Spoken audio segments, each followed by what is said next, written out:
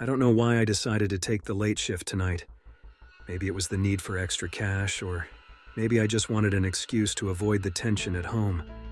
Either way, I found myself driving through the eerie, dimly lit streets of our small town in Mexico, the oppressive heat pressing against my skin like a suffocating blanket. The red streetlights had always struck me as odd, but tonight they seemed almost sinister, casting a bloody glow over the cracked pavement and crumbling buildings. I was nearing the intersection of Calle Muerta and Avenida Sombra when a sleek blue convertible pulled up beside me. The window rolled down to reveal a striking redheaded woman. Her emerald eyes seemed to bore into my soul. "You're too good-looking to die so soon," she said with a sly smile before speeding off as the light turned green. Her words echoed in my mind, leaving me in a confused daze. Who was she? What did she mean? I shook my head, trying to dismiss the encounter as a bizarre but harmless event. As I drove home, my unease only grew. The streets were eerily deserted, and my headlights seemed to cut through the darkness like a knife through flesh. I glanced around and noticed something that made my blood run cold. Ghostly cars, their headlights glowing a sickly yellow, with no one behind the wheel. Panic surged through me as I approached another red light. I stopped, my hands gripping the steering wheel so tightly that my knuckles turned white. A low growl reached my ears, and I turned to see a red demon in the car beside me, its eyes burning with aggressive rage. I couldn't take it anymore. I floored the gas pedal, running the red light. The demon followed, its car matching my speed effortlessly. I sped onto the freeway, my heart pounding in my chest like a drumbeat of impending doom. I thought I was losing it when I saw a man on the other side of the freeway, waving his arms frantically. Before I could react, a ghost car plowed into him, leaving a gruesome and bloody scene. His head landed with a sickening thud on the back of another car.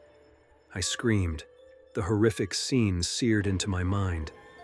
I glanced back, but the demon's car was gone. My relief was short-lived as I finally reached home. I stumbled inside, desperate for the safety of my family. My breath caught in my throat as I stepped into the living room.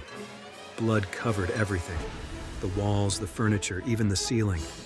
My family was nowhere to be found. My eyes fell on our family portrait hanging crookedly on the wall. It had changed. Our smiling faces were now twisted into expressions of evil, our eyes hollow and lifeless. Dogs barked outside, their howls echoing through the night like a chorus of death.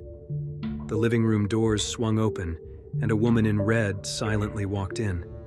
"Everyone is dead," she said in a low voice. "Join them."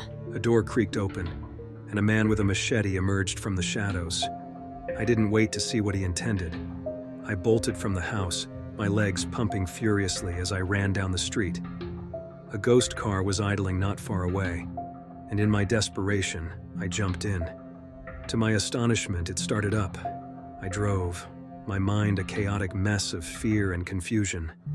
The demon's car appeared in my rearview mirror again, and I pressed the accelerator, trying to outrun it. Time seemed to blur, the hours passing in a haze of terror. As dawn broke, the sky tinged with pink and orange, I saw a hitchhiker demon standing in the middle of the road. I swerved to avoid it, my heart hammering in my chest.